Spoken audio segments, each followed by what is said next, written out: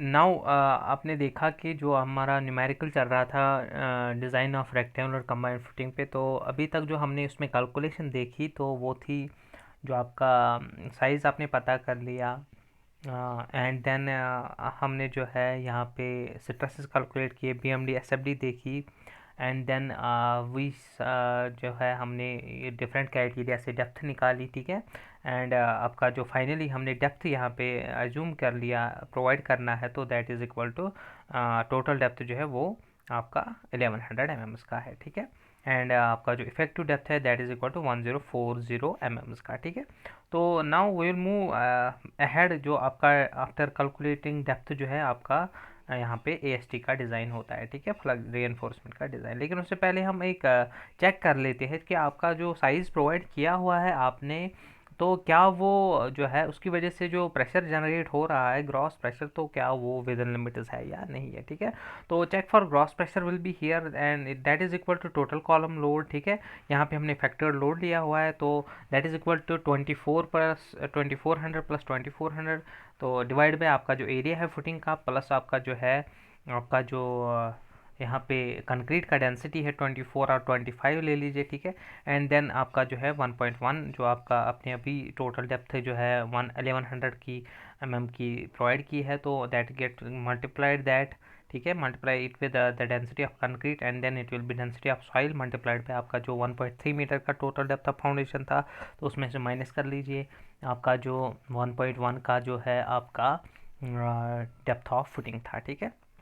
तो it will come out 296.67 and it should be less than आपका जो 1.5 times जो आपका SBC है, ठीक है, because we are calculating it for here for जो आपका फैक्टर लोड है, ठीक है। तो it is less than that and hence it is okay, ठीक है। सो नाउ फर्दर जो आपका सेटअप रहेगा आप जो है वो आपका डिज़ाइन ऑफ फ्लेक्सुरल रीइंफोर्समेंट रहेगा। तो यहाँ पे भी जस्ट लाइक आपने रेक्टेंगुलर फुटिंग्स में देखा, आइसोलेटेड फुटिंग्स में, कि यहाँ पे दो डायरेक्शंस रहती है और दो डायरेक्शंस में अलग अलग से ST रहता है, क्योंकि आपका जो लेंथ रहता है फुटिंग का दो डायरेक्शंस में डिफरेंट रहता है, ठीक है। तो will go for the longitudinal direction यहाँ पे, तो यू नो कि आपका जो यहाँ पे बीम है, ठीक है, तो that is designed as a beam, ठीक है। स्लैब जो है उसको एज ए बीम हम डिज़ाइन करते हैं, एंड वी विल सी कि आपका जो लॉन्गिट्यूडनल डायरेक्शन में जो आपका मैक्सिमम मोमेंट आ रहा है, तो उसके लिए हम इसको डिज़ाइन कर लेंगे, ठीक है। तो for that AST we will calculate and we know कि आपका जो मोमेंट है दैट इज़ इक्वल टू 1500 का किलो न्यूटन का मीटर जो आपका मैक्सिमम मोमेंट है, ठीक है। नेगेटिव मोमेंट के लिए हम पहले इसको डिज़ाइन करेंगे जो आपका मिडिल पोर्शन है, तो for that negative bending moment यहाँ पे आप हॉगिंग के लिए देख लीजिए, तो उसके लिए हम इसको डिज़ाइन कर लेंगे, ठीक है। तो for that you will see कि आपका 1500 mm का आपका जो 1500 इंटू 10⁻⁶ न्यूटन mm का बेंडिंग मोमेंट है, एंड आपकी जो विड्थ है आपको जो बी यहाँ पे प्रोवाइड करना है, तो that is equal to width of the footing, ठीक है। क्योंकि आपके सेंटर जो है आपका जो बीम का जो ये स्लैब का जो फुटिंग का जो यहाँ पे जो सेंटर पे प्रोवाइड करनी है, तो it is along provided along the shorter direction, ठीक है। तो 2400 यहाँ पे आ जाएगा उसका, एंड डेप्थ जो है आपकी 1040 है, तो इस फार्मूला से आपका 4104,100 mm स्क्वायर का ST आ रहा है, ठीक है। And now we will check it with against जो आपका मिनिमम AST जो आपने एज्यूम किया हुआ था AST, ठीक है, वन वे शेयर क्राइटेरिया के लिए, तो दैट वाज 0.2%। इससे पहले जब हमने उसमें से जो है टासी निकाला था वन वे शेयर क्राइटेरिया का जो है वो एज्यूम करने के लिए हमने वहाँ पे लिया था कैलकुलेट करने के लिए वो वैल्यू, तो इसके ये उससे ज़्यादा होना चाहिए, ठीक है। 0.2% ऑफ दिस जो टोटल डायमेंशन है आपका, तो it will come out about to be 4992 and you are seeing the two values कि आपका AST एज्यूम्ड ज़्यादा आ रहा है, तो नाउ आपको जो है यहाँ पे AST एज्यूम्ड ही प्रोवाइड करना पड़ेगा, ठीक है। तो लेट अस एज्यूम कि आपका 5000 mm स्क्वायर का आप AST प्रोवाइड कर रहे हो और आप 60 mm बार्स यूज़ कर रहे हो, and then we will see कि आपका जो नंबर ऑफ बार्स है, ठीक है। तो 60 mm बार के लिए जो आपका एरिया रहेगा वो 201 यूनिट्स रहेगा, and it will come out to be 24.8 bars, ठीक है। तो you will provide 25 bars, and regarding spacing, तो आपका जो है यहाँ पे स्पेसिंग भी कैलकुलेट हो जाएगा। तो विड्थ अलॉन्ग विड्थ आपको प्रोवाइड करने हैं 2400 mm का आपका जो है डायमेंशन है, तो माइनस आपका जो दो कवर है एंड डिवाइडेड बाई 24, तो it will come out 990.56 mm, ठीक है। सो यू विल प्रोवाइड 6 जो आपका 90.56 mm है विद लिमिट है स्पेसिंग, तो hence we will provide 16 mm 5 bars 25 in number at the rate 90 mm centre to centre. और ये आपको कहाँ पे प्रोवाइड करना है? टॉप पे, इन मिडल पोर्शन, ठीक है। क्योंकि आपका जो ये मूवमेंट है ये नेगेटिव मूवमेंट है, एंड यू नो कि नेगेटिव मूवमेंट जो है आपका सेंटर बिटवीन कॉलम्स आता है, ठीक है। तो बिटवीन कॉलम से आता है, आपने बीएमडी से भी देख लिया, तो इसलिए हम इसको टॉप पे प्रोवाइड करेंगे जो आपका, ठीक है, फुटिंग का ये था, ठीक है। तो बिकॉज यू नो कि आपका जो फुटिंग है तो दैट उसका जो बिहेवियर है तो इस तरीके का, तो टॉप पे टेंशन रहता है मिडल में, तो इसलिए हम इसको टॉप पे ही प्रोवाइड करेंगे, ठीक है। तो हेयर, ठीक है, मैक्सिमम नेगेटिव बेंडिंग मोमेंट के लिए आ गया, ठीक है। अब हमें जो है पॉजिटिव बेंडिंग मोमेंट के लिए, यानी सैगिंग मोमेंट जो एंडस पे है, जहाँ पे आपको मैंने कहा था ओवरहैंग्स जो है वो आपके बन रहे हैं, और वहाँ पे जो आपका जो बेंडिंग मोमेंट आपको कैलकुलेट करना है, ठीक है, तो उसके लिए क्रिटिकल सेक्शन जो है वो फेस ऑफ द कॉलम रहता है, ठीक है। तो जब हम उस पर वहाँ पे देखेंगे कि आपका जो बेंडिंग मोमेंट है वो कितना आ रहा है इन लॉन्गिट्यूडिनल डायरेक्शन, ठीक है। तो पहले फिर से वो डायग्राम देख लेते हैं कि आपका जो, ठीक है, इससे आपको थोड़ा सा क्लियरिटी हो जाएगा, ठीक है, कंसेप्ट इसका।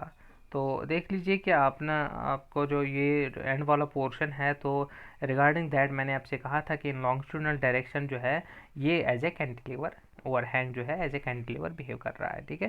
तो बॉटम पे हमें रीइंफोर्समेंट देनी है, और हमें देखना है कि यहाँ पे जो क्रिटिकल सेक्शन है वो at the face of the column है, तो फेस ऑफ द कॉलम पे आपका कितना यहाँ पे बेंडिंग मोमेंट आ रहा है, ठीक है। तो फेस ऑफ द कॉलम पे आपका जो पहले देखते हैं फेस ऑफ द कॉलम तक जो है आपका डायमेंशन कितना यहाँ पे है, ठीक है।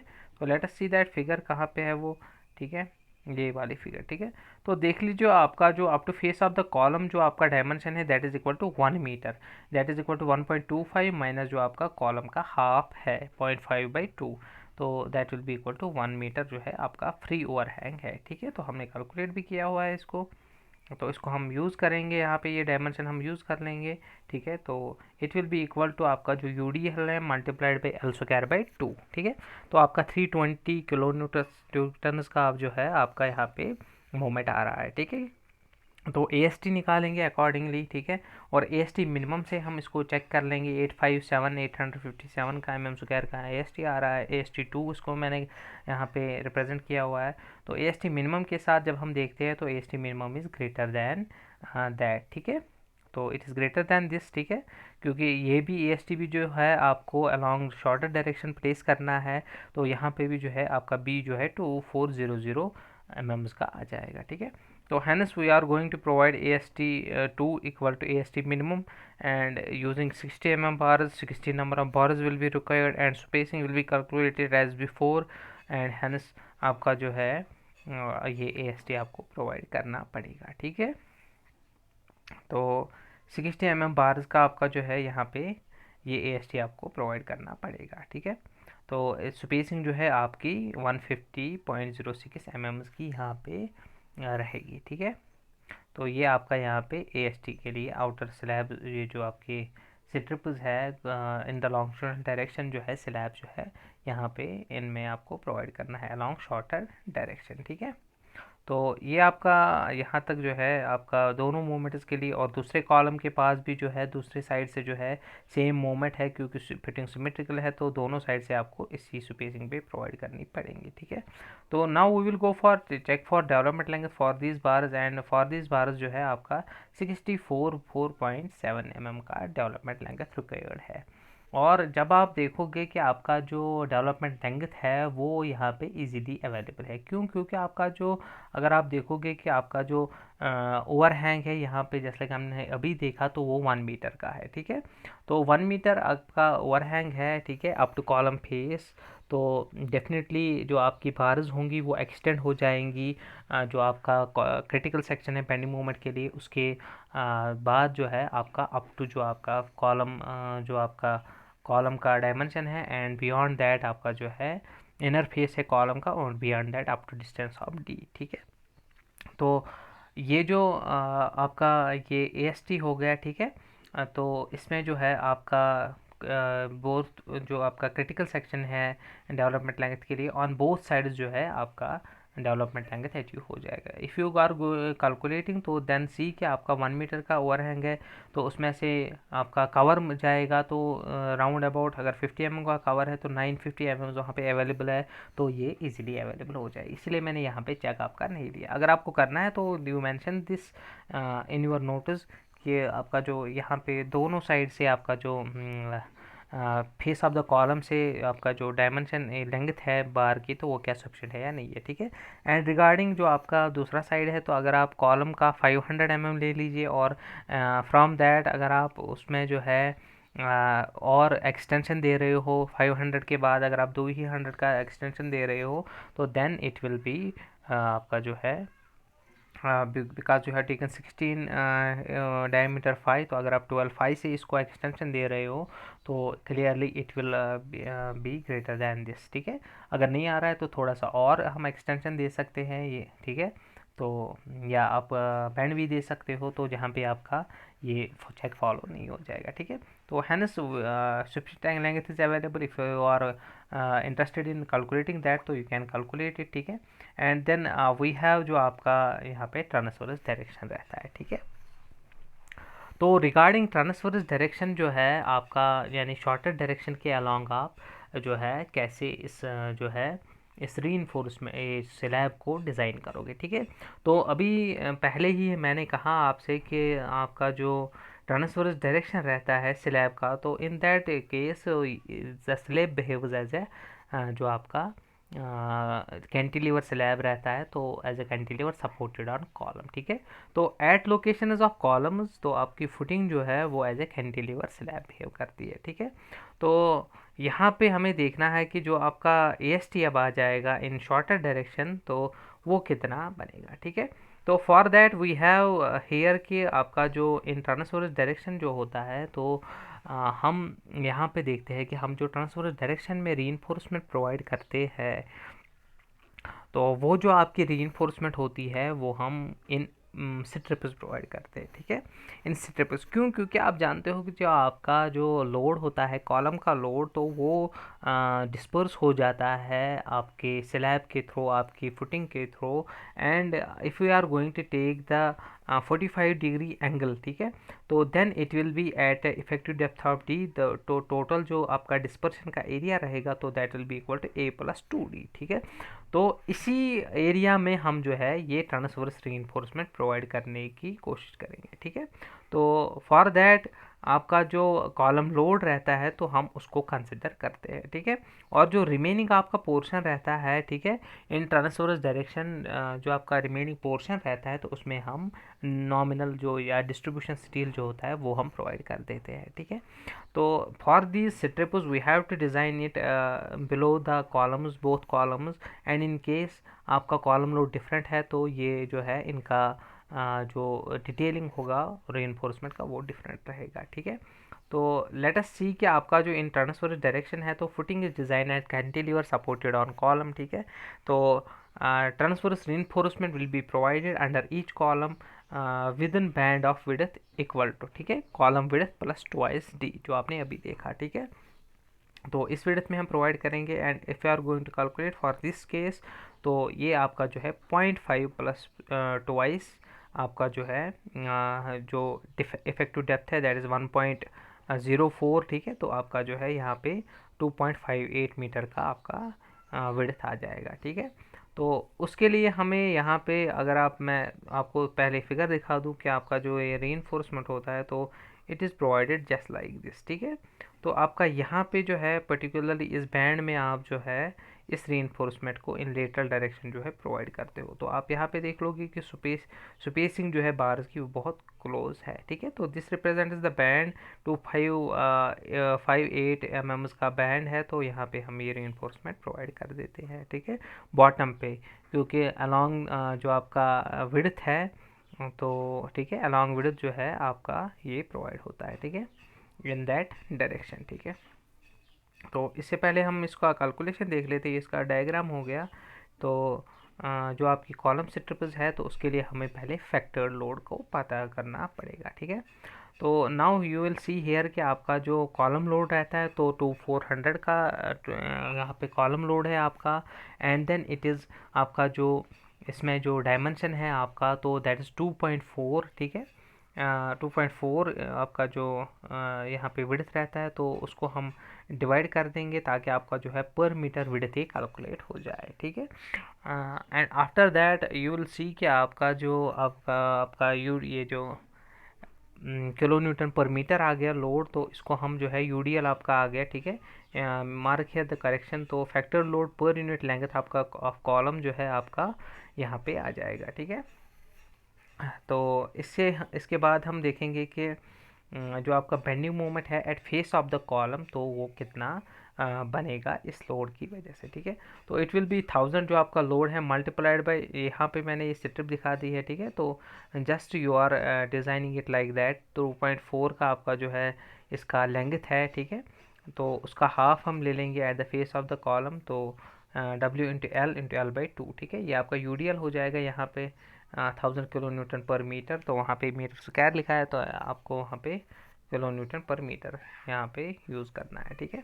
तो 1000 आपका हो गया और आपका जो है फोर्स आर्म आपको मिल गया। तो bending moment at face of the column आप कैलकुलेट कर लोगे, that will be equal to 451.25 into 10⁶, ठीक है। तो ए एस टी आपका सी से बेंडिंग मोमेंट से कैलकुलेट हो जाएगा, and you have to use the D because 2580, because यहाँ पे जो आप ट्रांसवर्स बैंड में आप प्रोवाइड कर रहे हो तो उसी की विड्थ यहाँ पे आपको या लेंथ जो है वो आपको यहाँ पे देनी पड़ेगी, ठीक है। तो जो ट्रांसवर्स बैंड्स में आप प्रोवाइड कर रहे हो तो उसकी विड्थ जो है 2.58 मीटर है।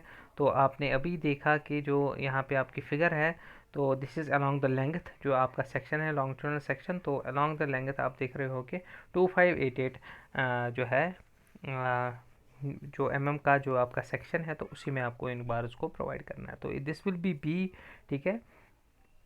तो यहाँ पे हम देखेंगे कि आपका जो ए आ रहा है वो 1212 जो है 1212 mm² का आ रहा है, ठीक है।